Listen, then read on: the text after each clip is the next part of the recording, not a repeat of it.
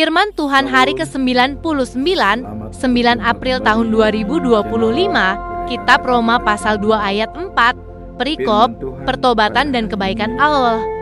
Di hari yang ke-99, tanggal 9 April 2025, diambil dari Kitab Roma pasal 2 ayat yang ke-4.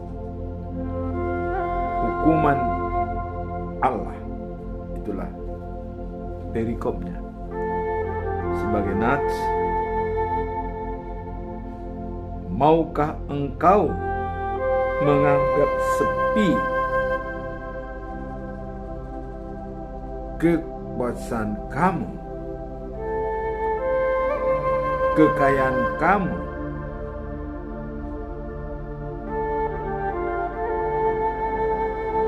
rahmatnya, kesabarannya, dan kelapangan hatinya? Tidakkah engkau tahu bahwa maksud kemurahan Allah ialah menuntun engkau kepada pertobatan? Dalam bahasa Indonesia sehari-hari dikatakan demikian. Atau kalian pandang enteng kemurahan Allah dan kelapangan hati serta kesabarannya yang begitu besar? Pasti kalian tahu bahwa Allah menunjukkan kebaikan hatinya karena Ia mau supaya kalian bertobat dari dosa-dosamu. Dalam bahasa Batak Toba, Siganupari didok songmon. Leas doroham ala burjuhu di Batah. Jala masailam bas rohana alai botoma burjupe de Batah nama nugu-nugu hodo tu ha mubaun niroha. Demikianlah firman Tuhan pada hari ini. Dan kita tetap masuk pada pedoman kita selama bulan April, yaitu dengan topik menghayati pengampunan dosa dan kebangkitan Yesus melalui pengakuan dan kesaksian kekuasaan Tuhan. Topik ini dijabarkan dalam Roma pasal 6 ayat yang keempat. Demikian bunyinya. Dengan baptisan itu kita dikubur dengan Kristus dan turut mati bersama-sama dengan Dia, supaya sebagaimana Kristus dihidupkan dan dari kematian oleh kuasa Bapa yang mulia, begitupun kita dapat menjalani suatu hidup yang baru. Itulah pedoman kita selama bulan April. Setelah kita dibaptis dalam nama Yesus, Bapa dan Roh Kudus, kita mengaku dengan Bapa, bersatu dengan Bapa, Anak dan Roh Kudus dengan hidup baru dan menjadi berhak pewaris kerajaan surga. Itulah artinya baptisan kudus, menyatu dengan Kristus dan menyatu dengan Bapa dan Roh Kudus. Jadi kematian daripada Yesus itu sudah masuk dalam diri kita, bahwa kita pun sama seperti itu. Demikian juga kebangkitannya atas kekuasaan Bapa, kita pun ikut bangkit seperti itu. Itulah fungsinya bahwa kita harus dibaptis dengan nama Bapa, Anak, dan Roh Kudus, agar kita menyatu dengan Dia dalam kematian dan kebangkitannya. Sekarang kita masuk dalam perikop hari ini, yaitu Roma pasal 2 ayat 4. Hukuman Allah. Apa makna daripada ayat ini? Dalam ayat ini terdapat pesan mendalami mengenai kebaikan Allah dan bagaimana Ia mengundang manusia untuk bertobat melalui kasih dan kemurahannya. Jadi di sini adanya ajakan dan undangan daripada Allah untuk bertobat. Ya. Seperti tadi dikatakan adalah menuntun engkau kepada pertobatan. Nah, di sini ada ajakan dan undangan dari Tuhan Allah supaya kita mengalami kemurahannya melalui kasih, dan juga adalah mengikuti undangan untuk bertobat. Itulah makna daripada perikop ini. Jadi pertobatan, ya, dan mengikuti kasih Allah untuk menerima kemurahan Tuhan. Tentu dengan adanya pertobatan ada pengampunan dan pengakuan kita sebagai anak Allah. Apa pesan moral dari perikop ini?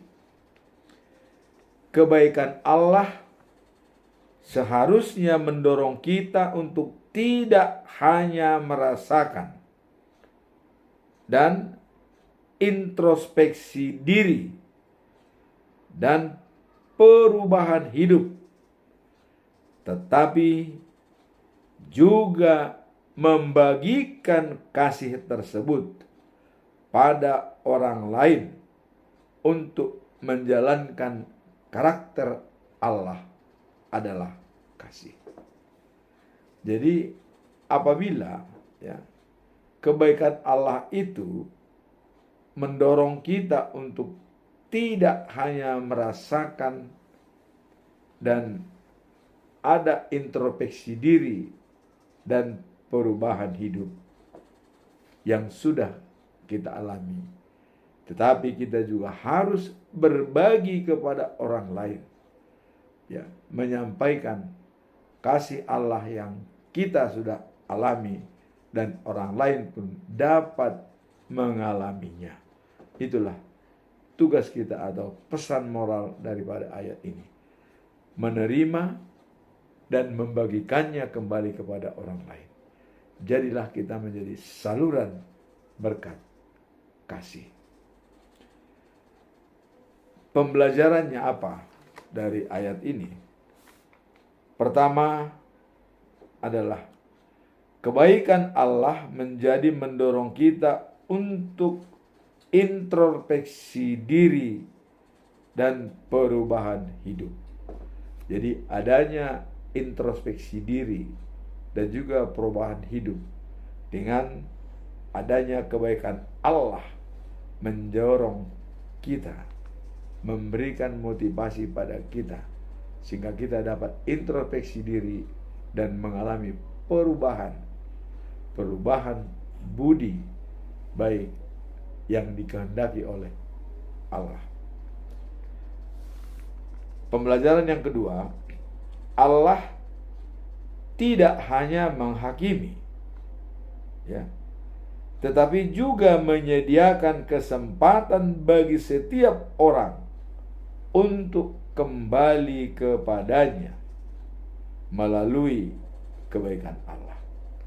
Jadi Allah tidak hanya menghakimi, tetapi juga menyediakan kesempatan bagi setiap orang untuk kembali kepadanya melalui kebaikan Allah. Pembelajaran yang ketiga adalah perenungan tentang kasih dan kemurahan Allah yang berlimpah bisa mengubah paradigma kita sendiri dan cara kita berinteraksi dengan orang lain. Jadi dengan begitu merenungkan kasih dan kemurahan Allah yang berlimpah, ini bisa menjadi membuat kerangka berpikir kita untuk berbagi dengan orang lain.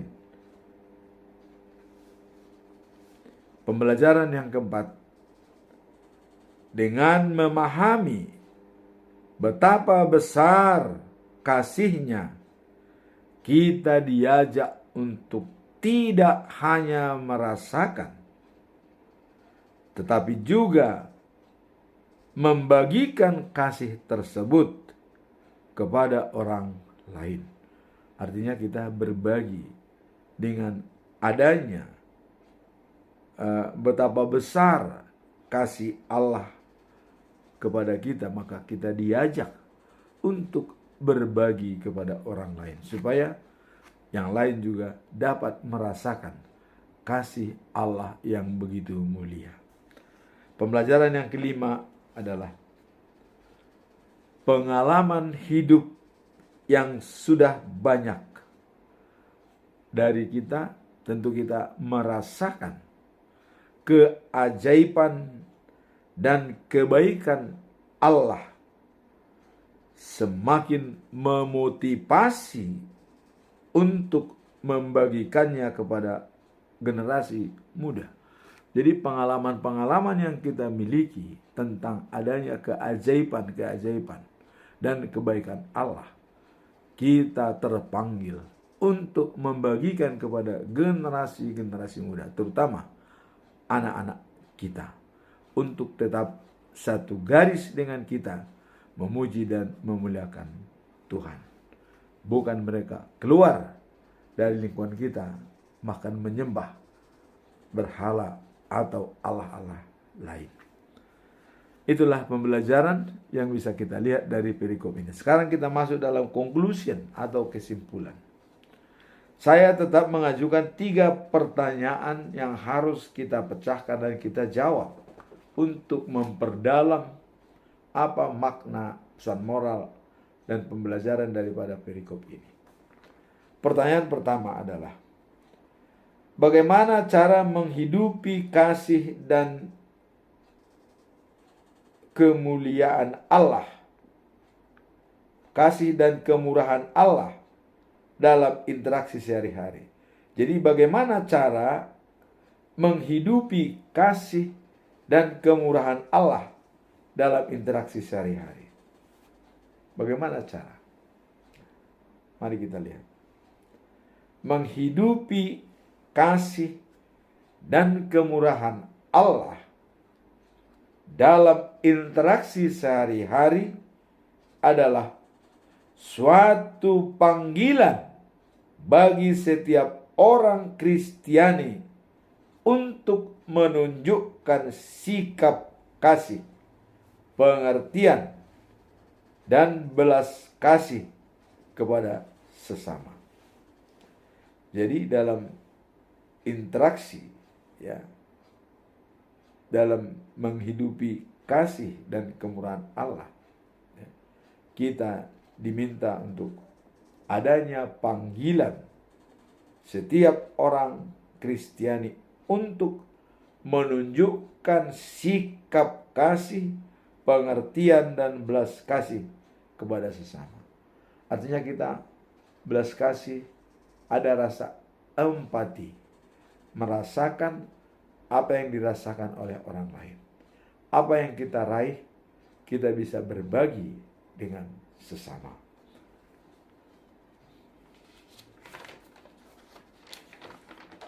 Nah, kemudian kalau kita lihat dalam Yohanes pasal yang ke-13 ayat 34. Ya. Perintah baru kuberikan kepadamu. Ini adalah dari Yesus Kristus. Perintah baru yang kuberikan kepadamu. Artinya ini merupakan suatu hal yang baru yang harus dijalankan oleh manusia. Apa dikatakan di sini? Kasihanilah satu sama lain, sama seperti aku mengasihi kalian. Begitu juga kalian harus saling mengasihi. Jadi karena Allah sudah mengasihi kita, maka kita wajib menyalurkan kasih itu kepada sesama, kepada keluarga, kepada komunitas, dan siapapun yang membutuhkan. Karena kita sudah lebih dulu dikasihi oleh Allah. Itu yang dimaksud dalam Yohanes pasal 13 ayat 34. Kemudian, aku mengasihi kalian, begitu juga kalian harus saling mengasihi. Dan inilah tandanya murid-murid Tuhan Yesus. Jadi ciri khas daripada murid Tuhan Yesus apabila mereka membagikan kasihnya kepada orang lain. Itulah ciri daripada murid Yesus, memiliki kasih. Amsal 11 ayat 25. Siapa yang suka memberi akan dilimpahkan dengan berkat. Jadi dalam Amsal 11 ayat 25 dikatakan, siapa yang suka memberi akan dilimpahkan dengan berkat. Jadi memberi itu kita akan menerima berkat dari Allah. Pertanyaan yang kedua, apa peran pertobatan dalam membangun hubungan yang baik dekat dengan Tuhan? Apa peran pertobatan tersebut dalam membangun hubungan dengan Tuhan yang lebih baik? Mari kita lihat. Pertobatan memiliki peran yang sangat penting dalam membangun hubungan yang lebih dekat dengan Tuhan. Jadi pertobatan tersebut adalah bisa membuka jalan untuk berkomunikasi dan berhubungan langsung dengan Tuhan. Karena yang bisa mengampuni kita adalah Tuhan. Dan kita bertobat untuk diampuni oleh Tuhan, dan ini sekaligus membuka jalan untuk berhubungan dengan Tuhan. Dalam Kristiani, pertobatan bukan hanya sekedar pengakuan atas dosa. Jadi pertobatan itu bukan hanya pengakuan atas dosa. Tapi apa? Juga sebuah informasi atau sebuah transformasi hati, membawa individu lebih dekat kepada Allah. Jadi di sini adanya transformasi hati dengan pengakuan kesalahan dan dosa, membuka hubungan baik dengan Tuhan, dan menjadi transformasi dari hati dan untuk dibawa secara individu yang lebih dekat dengan Tuhan. Jadi hubungan itu begitu dekat. Begitu kita ada pengakuan dosa. Artinya pertobatan bukan hanya sekedar pengakuan atas dosa. Jadi artinya kalau pengakuan atas dosa itu hanya spesifik ya, hanya satu pihak. Namun pertobatan itu juga sebuah transformasi atau breakthrough, membawa hati kita, ya, membawa hati secara pribadi untuk lebih dekat kepada Allah. Itulah arti daripada pertobatan. Dalam 1 Yohanes pasal 1 ayat 9 dikatakan, jika kita mengaku dosa kita, maka Ia yang setia dan adil akan mengampuni dosa-dosa kita dan membersihkan kita dari segala kejahatan. Jadi kita akan terbebas dari segala kejahatan jika kita mengaku dosa kita. Jadi Ia yang setia dan adil akan menghapuskan dosa-dosa kita dan kita tidak lagi terbelenggu di dalam kejahatan. Ayat ini menegaskan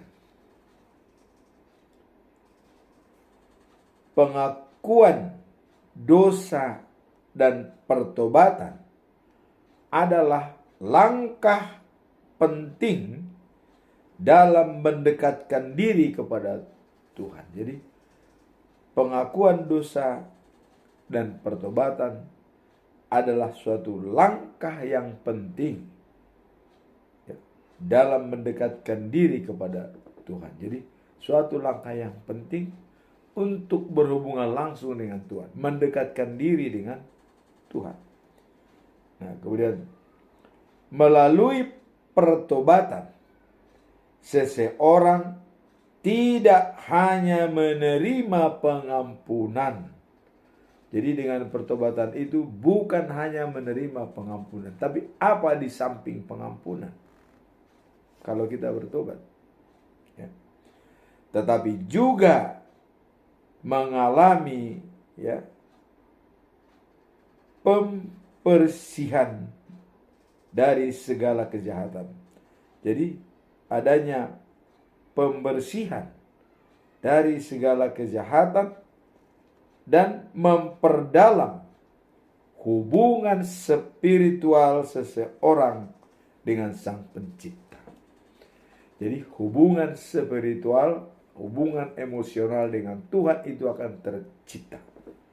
Jadi bukan hanya dikatakan tadi hanya menerima pengampunan, tetapi juga mengalami pembersihan dari segala kejahatan. Artinya terlindung dari segala kejahatan.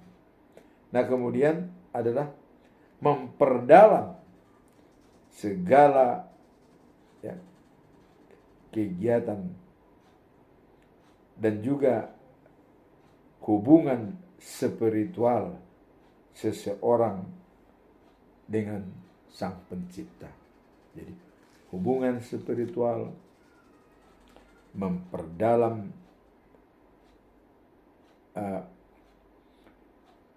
hubungan kita dan juga adanya pembersihan dari kejahatan. Itulah fungsinya pertobatan yang dimaksud. Dalam pertanyaan yang kedua, apa peran pertobatan? Peran pertobatan adalah membawa kita hubungan yang lebih dekat dengan Tuhan. Dan juga adanya hubungan spiritualis seseorang dengan Sang Pencipta itu lebih terjamin dengan melalui pertobatan. Pertobatan adalah jalan menuju hubungan yang baik kepada Tuhan. Sekarang kita masuk dalam pertanyaan ketiga. Mengapa penting bagi kita untuk menyadari kebaikan Allah dalam waktu-waktu sulit dalam hidup kita? Mengapa penting bagi kita untuk menyadari bahwa kebaikan Allah dalam waktu-waktu masa sulit? Ya.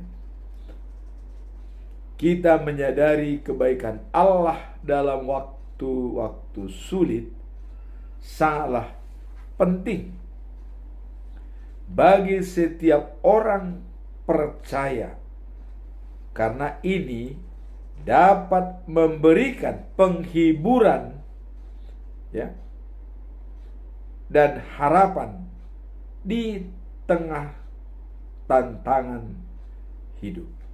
Jadi bisa menjadikan hiburan dan pengharapan di tengah-tengah tantangan hidup.